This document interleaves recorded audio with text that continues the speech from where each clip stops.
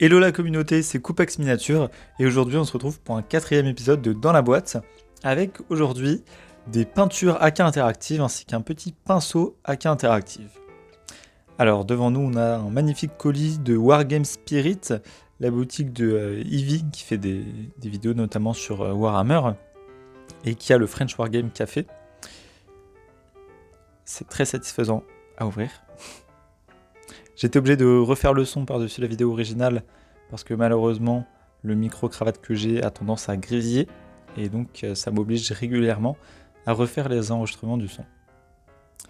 Alors avec mon petit couteau, j'ouvre tout ça. On a une magnifique facture. Donc, j'ai pris plusieurs sets de peinture AK. J'en ai pas acheté à l'unité. J'ai acheté un set pour faire des peintures... des effets de plasma vert, étant donné que j'avais déjà le bleu, les peintures bleues, j'avais pas très envie de reprendre le set pour faire des peintures bleues, même si c'est plus fréquent de faire des plasmas bleus. On a des petits dés en cadeau aussi, très mignons, des petits dés French Wargame Café, donc le 6 c'est le café, il y a 3 dés en tout. Et ils sont assez cool, ils pourront servir de marqueur d'objectif, de compteur de tours, de compteur de points de commandement ou autre. Et ensuite, j'ai pris 2 autres sets de peinture. Le premier, c'est un set qui fait des peintures de chair et de cuir, donc avec des couleurs qui vont du orange brique au beige assez clair.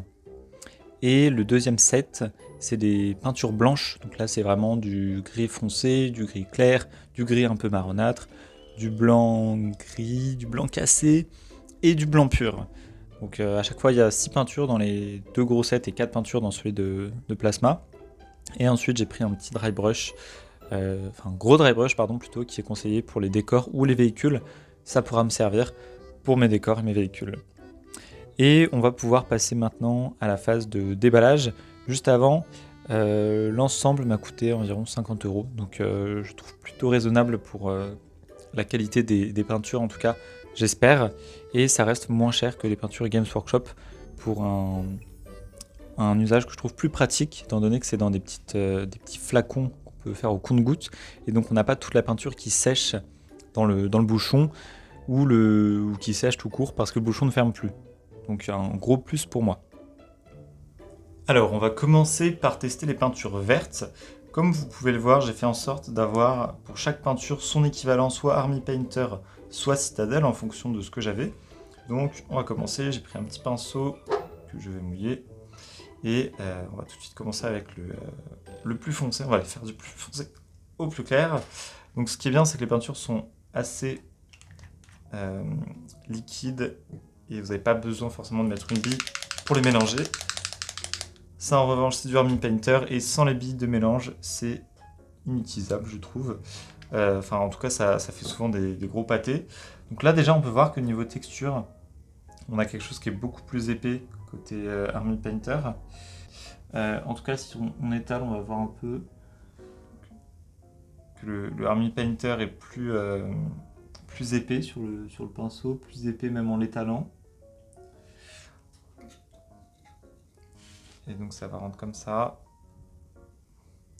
Là où le Deep Green de AK va être plus pigmenté, il va moins perdre de couleur en s'étalant, même au bout de quelques passages. Voilà, il va rester assez plus constant en fait, j'ai l'impression. Si on recompare avec le Army Painter, qui est donc ici, on a quelque chose de plus épais, mais qui finalement couvre pas aussi bien.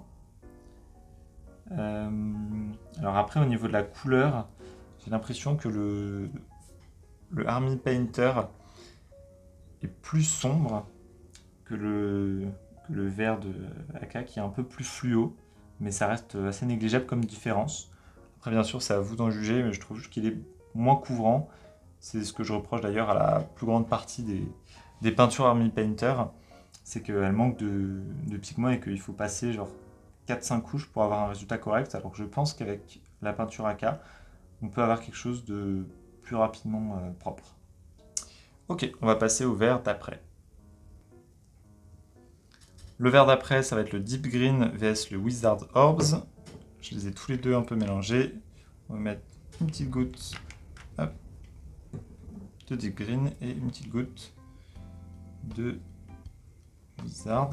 La différence, c'est que j'ai pas encore utilisé toutes les peintures AK, contrairement aux peintures Army Painter que j'ai toutes testées.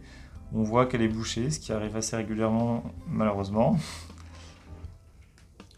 Après les avoir étalées, donc on voit que ici on a le Army Painter, alors oui, le Army Painter, et là c'est le AK. Le AK est bien plus fluo, bien plus vert que le Army Painter, qui est un vert plus bleuté, plus émeraude et moins vert. Niveau couvrance, difficile de dire. J'ai l'impression que le vert Army Painter pour le coup est plutôt pas mal aussi. Alors que celui AK a l'air plutôt light, mais bon, c'est qu'une première impression. Enfin, on va comparer le laser yellow avec le Technical Tesseract Glow. Le laser, je l'ai déjà un peu étalé ici. C'est un mélange de vert foncé et de vert clair, ou alors c'est juste mon pinceau qui n'est pas très propre. Ça fait vraiment penser au Tesseract Glow, en tout cas, première vue. On va en mettre un petit peu. Alors, c'est similaire, mais le Tesseract Glow est plus liquide. Il est un petit peu plus kaki peut-être que la couleur de AK qui est très jaune fluo, quoi. C'est beaucoup moins fluo finalement le Tesseract Glow. Mais intéressant à voir. Et enfin, on va comparer les deux derniers, donc le Greenish White et le Necrotic Flesh. Petit accident avec le Necrotic Flesh qui était bouché, j'ai fait l'erreur de forcer, donc j'ai un gros pâté de peinture qui est sorti.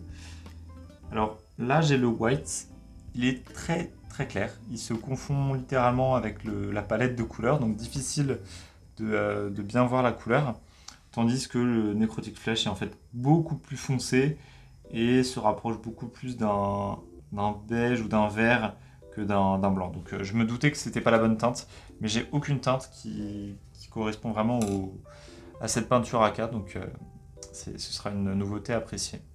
Je vais aller tout de suite mettre ça sur ma palette humide pour pas le gâcher, et je reviens. Pour les peintures blanches et grises, j'ai choisi de le faire directement avant et de vous montrer juste les résultats. Pour le Basalt Grey, j'avais pas vraiment d'équivalent. C'est un gris assez sombre, mais qui reste gris, et non pas noir comme j'ai fait avec du Corvus Black en pensant que ce serait l'équivalent. C'est juste un gris très foncé. On a ensuite le Reddish Grey, un gris un peu plus marronâtre, on va dire, un peu couleur ciment, que j'ai essayé de comparer au Downstone Grey, mais qui est moins marron, plus gris et plus foncé, donc finalement plus proche du Basalt Grey. On a ensuite le Warm Grey, qui est lui gris, très gris, vraiment couleur ciment, et qui ressemble pas mal à l'Administratum Grey, mais un chouïa plus clair. J'ai mis juste en dessous du Grey Cire, et là pour le coup il y a plus de ressemblance donc, entre le Grey et le Grey Cire.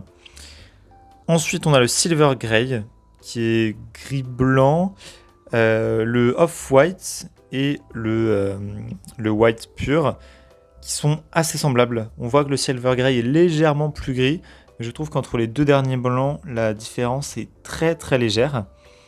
Seul le White Scar paraît vraiment blanc par rapport à ces deux peintures. Le Corax White, qui de mon côté dans un état pitoyable, sort vraiment plus gris, plutôt comme le Silver Grey finalement. Et donc en fait, ce qui est cool, c'est que ça permet d'avoir des blancs plus clairs, plus lumineux que ceux de Games, surtout que le White Scar, on le voit pas forcément sur la vidéo, si très légèrement, mais il fait des grumeaux, et à l'intérieur du pot, je vous raconte même pas. Le Corax White, pareil, il a séché, enfin il y a eu de la peinture séchée autour du pot Citadel, donc j'ai dû le transvaser dans un pot comme ça, et il continue à faire des bouchons de peinture, enfin c'est juste devenu horrible à utiliser, et je suis sûr qu'avec les peintures AK, ce sera beaucoup plus simple. Et on va passer aux peintures marron et couleur chair. Et voici le résultat pour les dernières peintures, donc qui sont plutôt de type orange et beige. Pour ce qui est du gris ténébreux, il est très sombre, on dirait un noir. Par rapport au Corvus Black, il est légèrement plus clair, mais vraiment très légèrement. Ensuite, on a le Liver Brown qui est très sombre, très gris encore une fois. Là où le Mournfang Brown est beaucoup plus coloré, beaucoup plus saturé en couleur. Au niveau de la couvrance, les peintures sont équivalentes pour le moment, je trouve. Entre les deux oranges, celui AK est plus fluo, il pète plus. Il couvre peut-être un petit peu mieux, mais le Lava Orange est très bien aussi. Je l'ai déjà utilisé plusieurs fois et toujours avec succès. On a ensuite le Deep Brown que j'ai mis avec du Bugman's Glow. Ici, quelque chose de plus clair côté AK, plus foncé côté Bugman's. Enfin, côté Citadel. On a ensuite du Desert Yellow et du Ocre Yellow. Alors, j'ai oublié d'étaler le désert, je corrige ça tout de suite. Comme vous pouvez le constater à l'évidence, j'ai eu encore une fois un problème de bouchon. Il y avait un peu de peinture séchée qui faisait un bouchon et une fois qu'elle a sauté, il y a tout ça de peinture qui a surgi sur mon bout de carton. Donc très relou avec les peintures Army Painter, c'est qu'elles deviennent vite pâteuses en séchant. Au niveau de la couleur, c'est similaire mais toujours plus clair du côté de AK. Et enfin pour la dernière peinture, donc le Light Earth comparé à du Skeleton Bone, assez similaire mais des teintes légèrement différentes, plus pâles du côté de Army Painter. Donc globalement, voilà, vous avez un aperçu de ces peintures et ce qu'elles valent. Maintenant, à tester sur des figurines. J'ai commencé un petit peu avec certaines et j'étais plutôt satisfait du résultat. À voir à la longue si les pots tiennent bien, s'ils ne se bougent pas comme ceux de Army Painter. En tout cas, ce sera jamais aussi horrible que les pots Citadel. Mais voilà, à voir à l'usage à quel point les peintures sont chouettes. Sur ce, je vous dis merci d'avoir regardé et à la semaine prochaine. Prenez soin de vous.